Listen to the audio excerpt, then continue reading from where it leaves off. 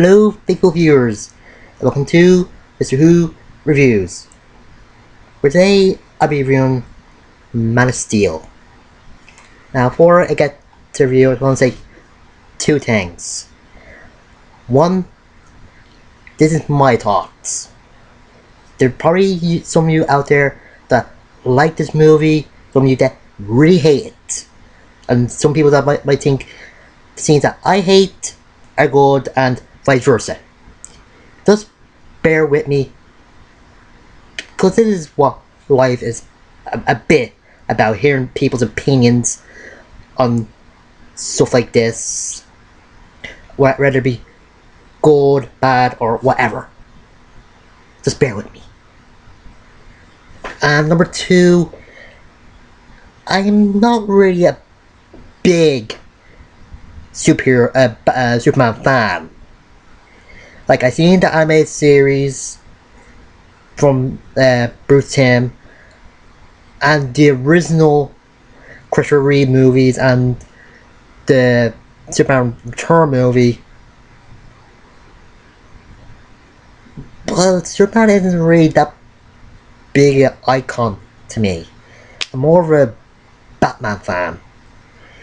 So, anyway, this movie starts on Krypton, as well. A lot of Superman movies start with the planet, the ending, or about to end. And let's see, Christopher Walken plays Superman's father in this, and thank God he didn't sing. He and the actors playing Lara plays are pretty good. They show that they have chemistry. And the actor playing what's his name? General Zod. He's okay, but there's something about him I don't like. I don't really seem that threatening or scary. Like, he's good with the subtle crazy, but I'll still say he's a okay actor in this role. Just okay. We see Krypton a little bit different than we see in the other movies, but it doesn't look like any other generic alien world. And the costumes the High Council Krypton are wearing, like, I know that the one from the 70s look bad, like just like a little cloth or something, but this does look ridiculous. It looks like they're wearing mini roller coasters. I don't even know how it's possible, but it looks like that. Anyway, Zod tries to take control of Krypton as it ends, as Jor-El and Lara sent their son Kal-El off into space to Earth. And then just ask, what is that thing that Jor-El is flying on? Looks like a giant dragonfly or something. And what is a mirror thing anyway? It's Kryptonian sat-nav? Or I don't really know what it is. Just explain. Anyway, Zod and his forces get sent to the Phantom Zone after he killed Jor-El. And I think the guy just goes over the top every time, the moment he just says, "I'll find him," to Lara. Like, first just subtly, then a bit louder, and then just blurts it out like, I can't even do it, but this, like he's a Belgian or something. Anyway, we cut to a few years later where Clark or Kal-El is a grown man on I think a fishing boat or something. I don't really know. And then we get to see what he was like as a boy as he drowns. I just know that Zack Snyder worked with Christopher Nolan with this.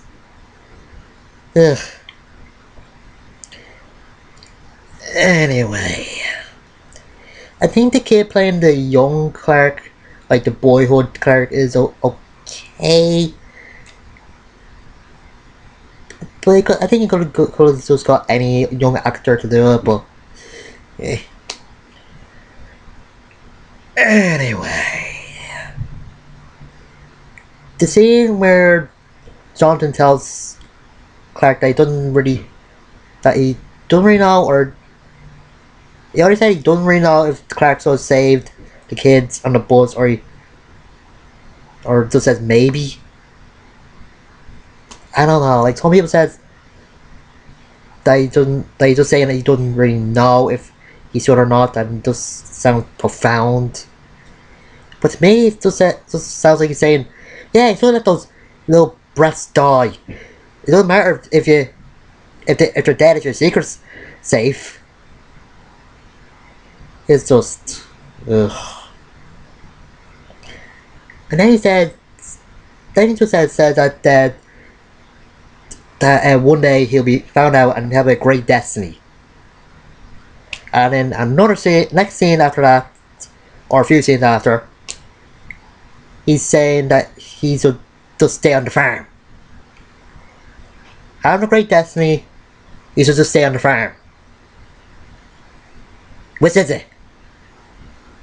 Ugh. And in the same scene, we have Clark as a teenager just saying, "Oh, you're not my parents. You don't know what to do. You have my whole life." Yeah, just typical teenage stuff. And then we just see a tornado come, and as the dog is trapped, and Jonathan goes off to save the dog, and then just dies. First of all, how come he don't? How come Clark doesn't save the dog? He could have just got the dog quickly without anybody seeing. Yes, he could have seen a blur, but I doubt he would have seen his face. And secondly, this is done way better in the movies than Smallville, where Jonathan dies by a heart attack. Like in this, you could easily save him. But with something like a heart attack, that is just beyond his powers. Nothing could have saved him at all with that. It's something. It could be something small, like heart attack could be not as big as saving him from a tornado, but it's also a subtle death. Well, not really subtle, but better. I think it's done way better. They die from a heart attack, but anyway, the actors playing Lane, he's okay. Like he's sassy and being like a I wouldn't say smartass, but I don't really know what word to describe her, but yeah. And then when he gets, say for Superman, he's just obsessed of finding them. Which makes no sense. I know, like, it could make sense that he's a reporter and wants to find them, but sometimes he just wants to find him because he thinks he's hot or something. Ugh. And the actor playing Clark / Superman / Kal-El, he's okay. I wouldn't say he's the worst. I wouldn't say he's the best either. Like, he's good in this incarnation of Superman, but with some others, like the 70s and the 70s movies, the New Avengers Lois and Clark TV series, I don't know. Like, you try to do a darker version of Superman in this, not like dark, like as an evil or anything, but still. And I want to remind how the dark Superman, but still have a little bit of I want to say camp with some more light, a little bit more light in him, but I don't know. Anyway, yeah. After Lois finds Superman, and they just have a talk about his great destiny. Yeah, they keep on beating your head with a stick with that. They just keep bringing it up. Why? I wouldn't mind it if they just did it for a few scenes, but they do it over and over and over and over and over. So you got the damn thing on a loop. Anyway, John sent a message to the military to send Superman to him. If there's no sense. Yeah, that makes sense. And Superman gives himself up. Let's see. Yeah, for some reason they want Lois there. Like, it makes sense why he's there to get out, because he still makes no sense. That's actually, now that I think about it, it makes sense, because I think they're trying to find out who he is on Earth. So, But I think they could have found out some other way. I can't really think of anything right now, but sure, I could think of some later. And she puts in this key that activates the holographic Jor-El. Oh yeah, the scene where Clark finds the ship that has a holographic Jor-El in it, and they have this talk. A great scene. Just a great scene. It's just fantastic. They're not fantastic, just absolutely good. It kind of says sense that the characters have a connection in even with the acting, and just very good. You can kind of tell that they can kind of convince them that they're father and son, like that with the acting. So, as I say, bravo to that scene. Bravo. Anyway, the action sequences when John tries to destroy the city of Metropolis is okay, but and the side characters get some stuff to do as well, like just saving some people, or later when Lois tries to activate the Phantom Drive thing, send the Zod forces to the Phantom Zone. But yeah. And I will say this, the effects of this movie are just great. Like when Superman's doing the heat eye beams. Looks awesome. When it's in the dark and you see the red eyes, it looks like a monster. It's just cool.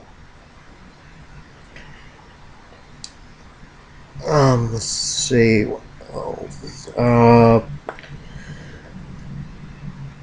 The chemistry between Lois and Clark in this, there's none. I see no chemistry between these two characters. Like, there's supposed to be chemistry between them. I see none. And they're supposed to love each other or something in this. Got nothing. It's just weird. And for some reason, near the end of the movie, they kiss. Why? Don't you know each other for a few days. In the Superman anime series, Lois and the Superman's first kiss was at the very last episode of that, and that made sense. This,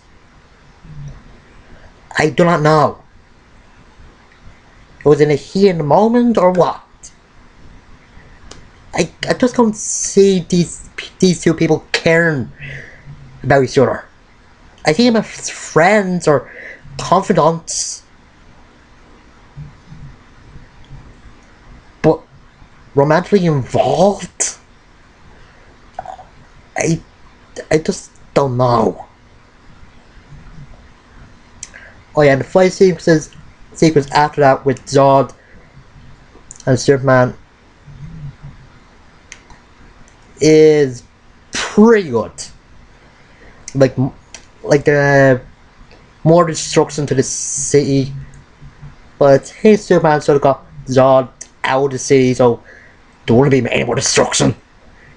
Like there have been superhero movies where there's a lot of destruction because of a fight, but Superman is one of those heroes that takes the fight outside of a city where people are, so they won't get hurt. In this, he doesn't. It kind of made sense with the invasion with the Zod and that, because there's just too many of them. They probably couldn't take them all out to a secluded area. But with Zod, I think he could have, but so not to. And now my thoughts on the killing scene. When I first heard this, like a lot of people, I was very angry. Superman wouldn't just kill somebody, not even one of his enemies. But as time passed, I got over a little bit, but I'm not really that angry. But it kind of makes sense. Like, there's no kryptonite in this world, and I don't know if they're able to use the Phantom Zone projection thing again, so killing seemed like the only option. And it's kind of weird that people were angry that Superman killed Zod in this, where there wasn't even that much of a fuss when he killed him in the second Christopher Reeve movie. Now,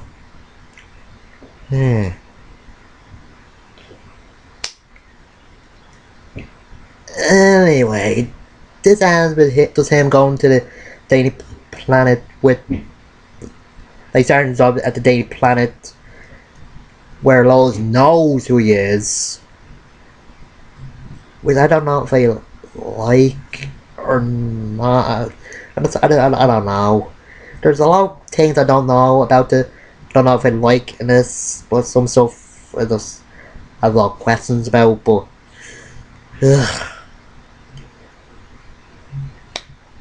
and it kind of makes sense why Batman would hate Superman in this, but I'll probably get to that when I review Batman vs Superman. Yeah. And hopefully Kryptonite exists there, because we just need a weakness for Superman by this point, I think. Anyway, Man of Steel is an okay movie. It ain't groundbreaking or episodic, but it's harmless. It doesn't change any of the history from any of the previous Superman movies, unlike Superman Returns, but it has some bad stuff in it, and just some okay things. And this movie kind of reminds me of Batman Begins, but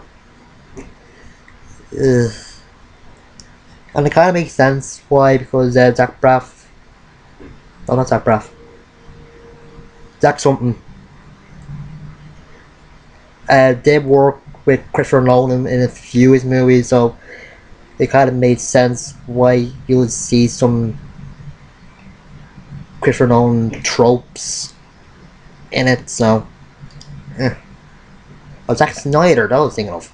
Yeah, anyway, I give Man of Steel a 5 out of 10.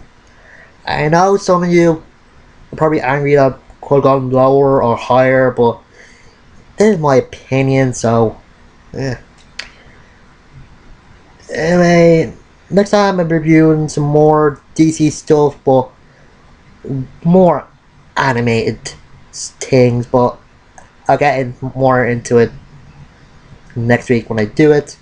So, until next time, I'm Mr. Who, and I'll see you later.